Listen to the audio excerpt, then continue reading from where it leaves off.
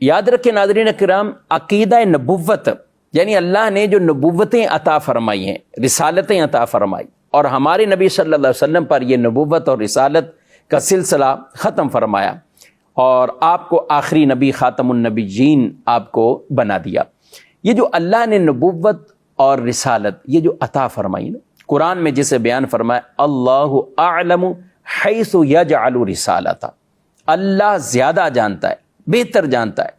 کہ اسے یہ رسالت کسے عطا فرمانی ہے، یہ اللہ بہتر جانتا ہے۔ تو نبوت سے متعلق بھی کئی طرح کے عقائد، ایک ہے کہ نبوت یہ کسبی نہیں ہے، یہ کسبی نہیں ہے کہ آدمی کہے کہ میں نیک اعمال کر کے یا یہ عمل کر کے اس مقام پہ پہنچ جاؤں گا کہ نبوت مل جائے گی۔ اللہ نے جنہیں بھی نبوت عطا فرمائی تو بطور کسب نہیں، یعنی انہوں نے کوئی ایسا کسب یا اعمال ایسے کیے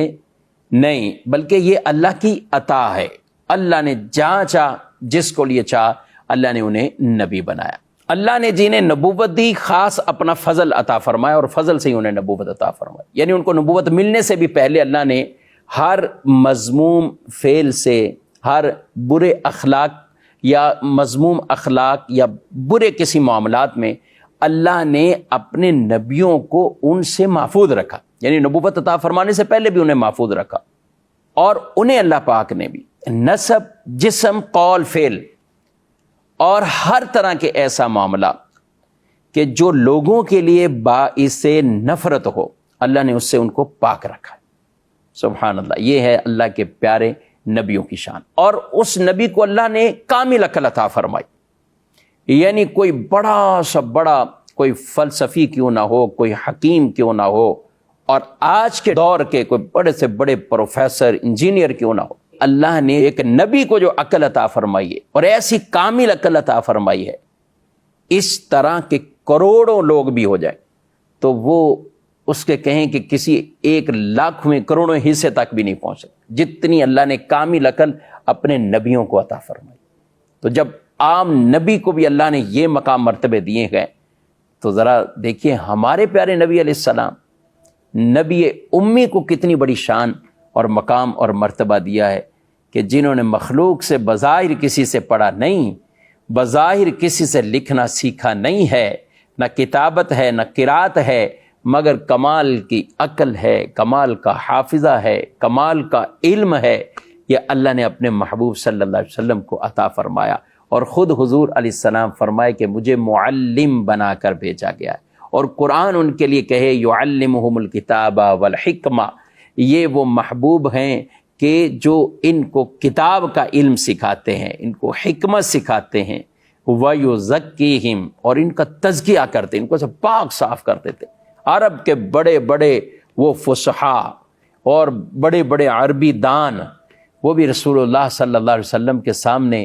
ایک کیا طفل مکتب کی طرح، ایک عام بچوں کی طرح وہ حضور صلی اللہ علیہ وآلہ وسلم کے سامنے روزانہ بیٹھے ہوتے تھے، اور آپ صلی اللہ علیہ وسلم ان کی تعلیم اور تربیت فرمایا کرتے تھے۔ یہ شان ہے نبی امی صلی اللہ علیہ وسلم۔ نبی کے بارے میں دوسرا عقیدہ، نبی سے نبوت کا زوال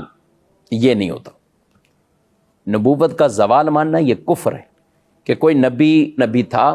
لیکن پھر اس سے نبوت اللہ نے ختم کر دی، ایسا نہیں۔ جس کو عطا کی وہ نبی ہے، وہ نبی سے نبوت کا زوال ماننا یہ کفر ہے۔ تیسرا عقیدہ، نبی کا معصوم ہونا یہ ضروری، یعنی نبی کا معصوم ہونا، اللہ نے انہیں گناہوں سے پاک رکھا ہے، اور یہ عقیدہ معصوم کا ہمارا انبیاء کرام علیہ السلام اور فرشتوں کے حوالے تھے، اس کے علاوہ کوئی معصوم نہیں۔ ہاں، اللہ اپنی رحمت سے اپنے نیک بندوں کو، حضرات اولیاء کرام، حضرات صحابہ، حضرات اہل بیت اطہار رضی اللہ تعالی عنہم اجمعین، اپنی رحمت سے انہیں محفوظ فرماتا، مگر معصوم کا عقیدہ کسی اور کے لیے نہیں ہے۔ معصوم انبیاء ہیں اور معصوم فرشتے ہیں، ان کے علاوہ معصوم کوئی نہیں۔ تو یہ خاصہ ہے نبیوں کا اور یہ فرشتوں کا، اور اللہ پاک نے اپنے نبیوں کو شرک سے، کفر سے